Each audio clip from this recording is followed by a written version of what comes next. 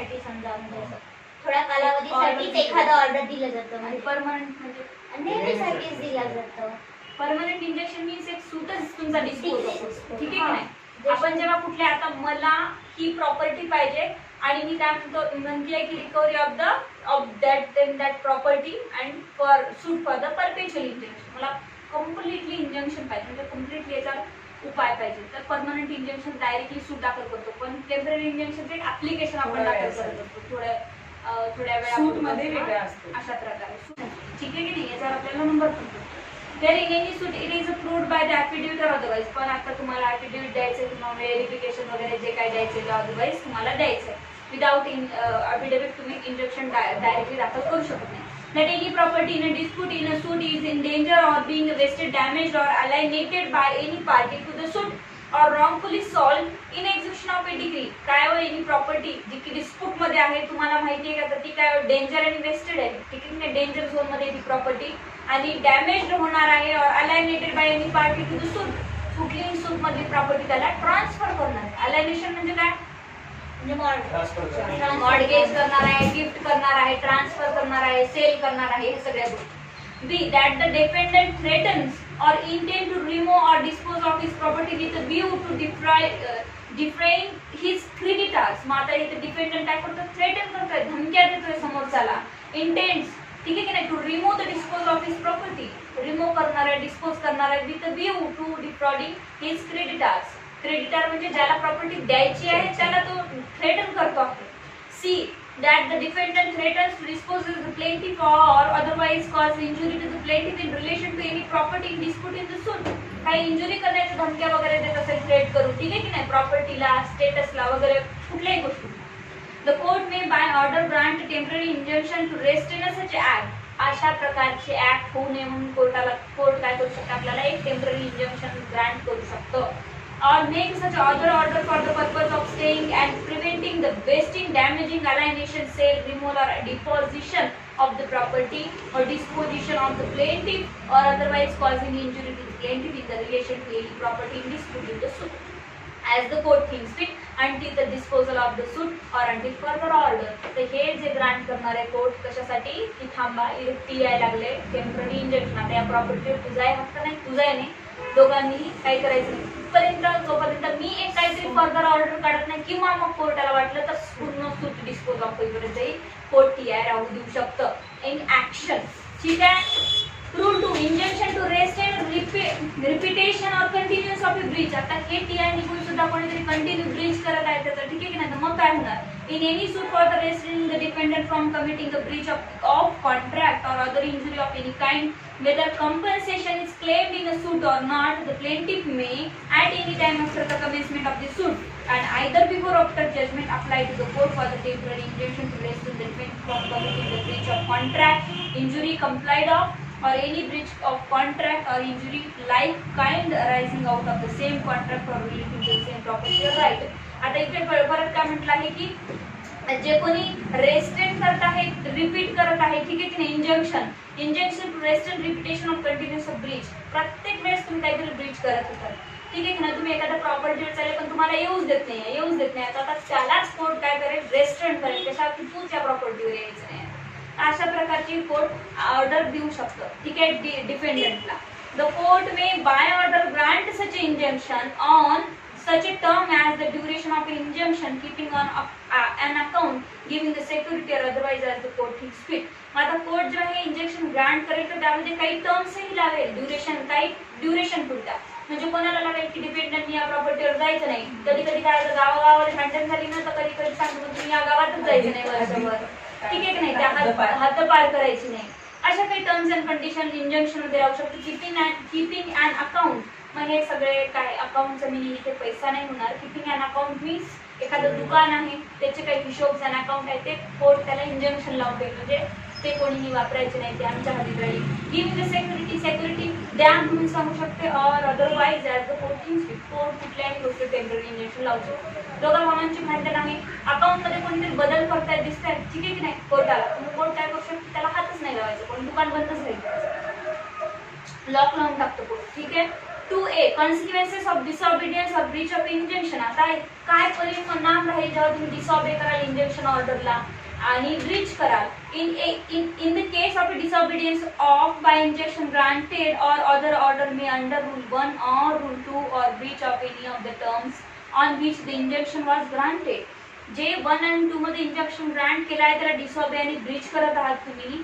Order made the court granting the injunction or making the order or any court to which the suit proceeding is transferred may order the property of the person guilty of such a disobedience or breach to be attached and may also order such a person to be detained in a civil prison for the term not exceeding 3 months unless in meantime the court directs his release.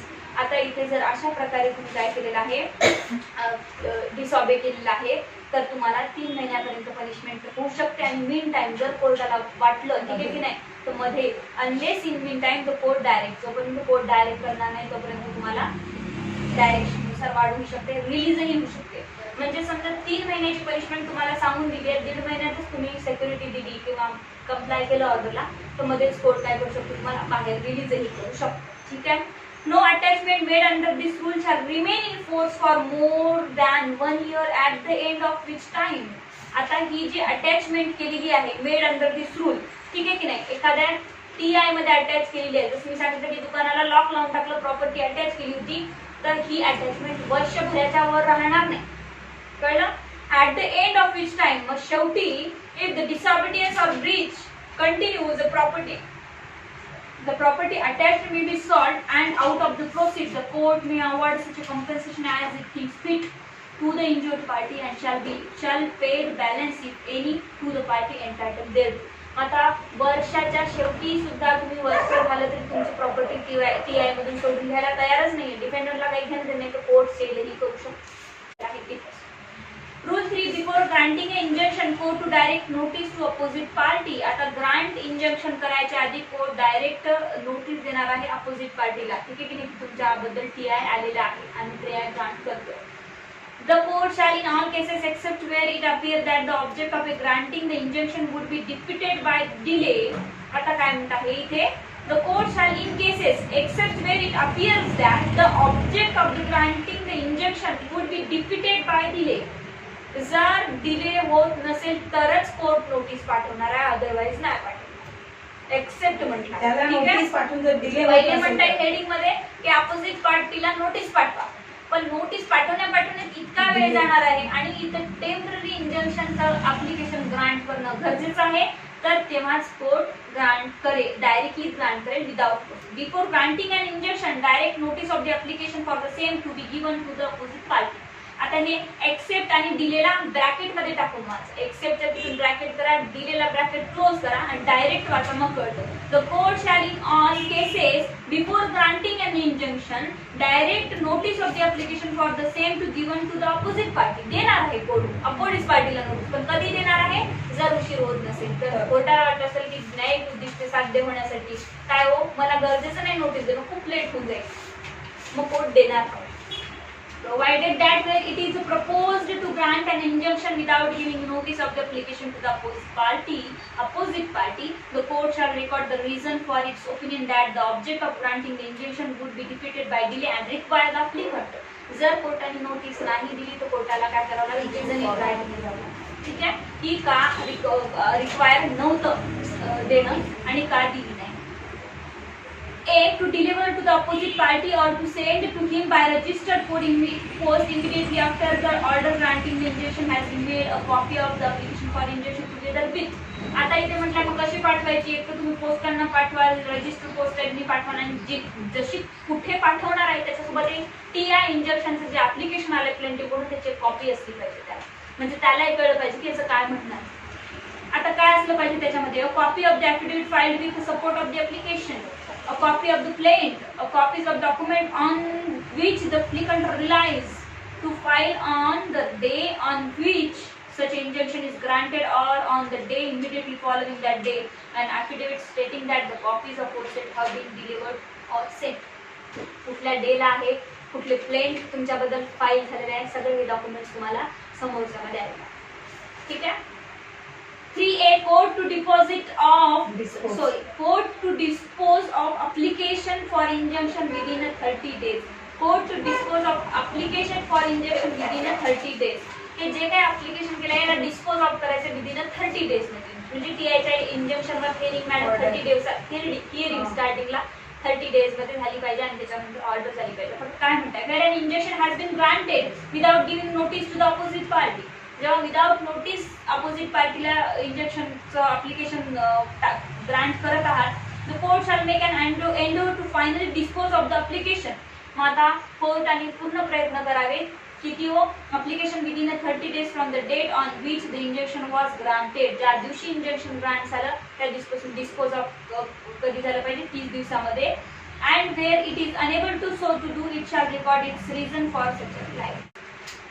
Rule 4, order for injunction may be discharged, varied or set aside. Court discharge करू शकतं without giving notice असेल तरच 30 days आहे का मग तिथं?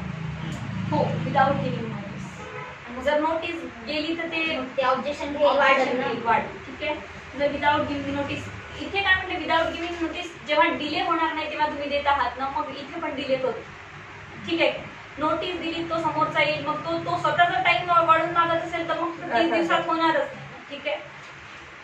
तर इथे बदल करू शकता, डिस्चार्ज रद्द करू शकता तुम्ही, इंजंक्शन ग्रांट केलेलं त्याच्यानंतर वेराईट बदल करू शकता, त्यात काही सेट साईड करू शकता. ठीक आहे की नाही. मग आता असे होऊ शकतं, एखादं दुकान आहे दोन भावाचं, आता दोघांना काहीतरी इंजंक्शन करायचंय, द्यायचंय ग्रांट. मग कोर्टाने समजा स्टार्टिंगला एक इंजंक्शन दिलं होतं की दोघांनी दुकान बंद ठेवायचं, पण कोर्ट काही दिवसानंतर तू सकाळी जायचं तू संध्याकाळी जायचं, दोघांनी एकदा जायचं असेही सांगू शकतं. आणि सेट असाइड म्हणजे जे काही ऑर्डर ग्रांट केली त्याला कॅन्सलही कोर्ट करू.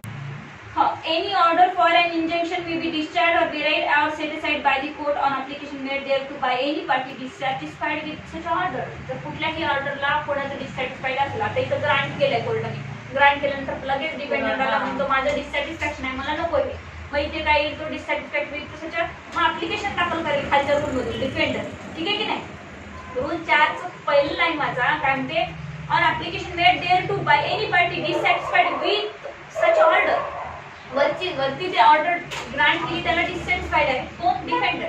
provided that if in application for temporary injunction or in any affidavit supporting such application a party has knowingly made a false or misleading statement in relation to material particular and the injunction was granted without giving notice to the opposite party. मग इथे objection घेऊ शकता की मला दिली नाही आणि तुम्हाला कोर्टाला या पार्टीने मिसलीड केलंय आणि ग्रांट करून घेतलं. The court shall vacate the injunction unless for the reasons to be recorded it consider that it is not necessary so to do in the interest of justice.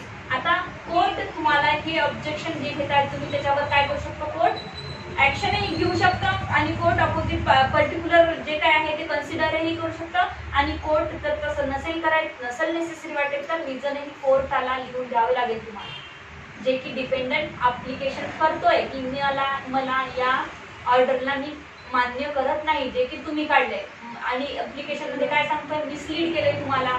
ठीक आहे.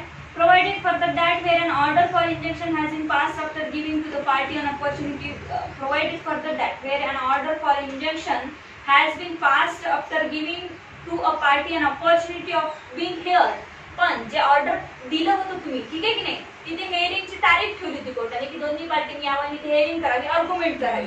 The order shall not be discharged, varied or set aside on the application of the party except where such a discharge, variation or setting aside has been necessitated by a changes in circumstances or unless the court is satisfied that the order has caused undue hardship to that party. आता इथे काय करणार आहे, याच्यामध्ये injunction मध्ये changes काय करायचे आणि तुम्हाला पहिले ऑपॉर्च्युनिटी देईल दोन्ही पार्टींना ऐकून घेण्याची. ऐकून घेतल्यानंतर कोर्ट काय करणार आहे, काही डिस्चार्ज करणार आहे, व्हेरिएशन करणार आहे, सेटिंग असाइड करणार आहे जर कोर्टाला नेसेसरी चेंजेस करू वाटले तर, आणि सर्कमस्टान्सेस नुसार करणार आहे. ठीक आहे. द सर्कम और unless the court is satisfied, जोपर्यंत कोर्ट सॅटिस्फाईड होणार that the order has caused undue hardship to that party. Court याच्यामध्ये सॅटिस्फॅक्शन बघणार आहे की खरंच मी जे इंजंक्शन ग्रांट केलंय त्याच्यामुळे एका पार्टीला जास्त हार्डशिप होतीये का, म्हणजे याला जास्त हार्डशिप होती आणि याला कमी होते. तर कोर्ट काय करेल, मग याच्या अगेन्स्ट जर ग्रांट केला असेल तर कॅन्सल करेल किंवा व्हेराईट करेल, काही बदल करेल. आता rule file injunction to corporation binding on its officer. जे injunction corporation वर लागते ते सगळ्या officer वर binding राहतंय. An injunction directed to the corporation is binding not only on the corporation itself but on all member and officer of the corporation whose personal action it seeks to restrain. आता एखादं उदाहरण घ्या, एखादं मोठं corporation आहे, नगरपालिका, महानगरपालिका आहे. महानगरपालिकेवर एक कोर्टाने इंजक्शन लावलं. काय लावलं? एक उदाहरण घेऊया. असं काही नसतं, ठीक आहे की नाही. आता कलेक्टर ऑफिसने सांगितलं की महानगरपालिकेच्या वर्करनी 5 नंतर बाहेर दिसायचंच नाही, काम नाही करायचं, गर्दी नाही करायची बरोबर. आता हे इंजेक्शन फक्त महानगरपालिकेवर आहे का? नाही, प्रत्येक लेबर आणि वर्करवर ऑफिसर, ठीक आहे की नाही. महानगरपालिकेवर रोज काहीतरी एक कॉर्पोरेशन आहे कुठलं तरी, ठीक आहे की नाही. कॉर्पोरेशन असल्यावर तिथे लाऊडस्पीकर लावतात. लाऊडस्पीकर लावल्यानंतर कोर्ट ऑर्डर देत आहे, टेम्पररी इंजेक्शन काढतंय की इथे 10 नंतर लाऊडस्पीकर वाजवायचं. हे कॉर्पोरेशन धरून ठेवलं, ठीक आहे की नाही. मग आता तिथे प्रत्येकावर आहे. मग दुसराच कोणी एक ऑफिसर जाईल आणि म्हणेल की मी आज अनाउन्स करतो या आणि इथे प्रेझेंट लावा सगळ्या गोष्टींची, पण इथे रेस्ट्रिक्ट केलंय कोर्टाने तर प्रत्येक ऑफिसरला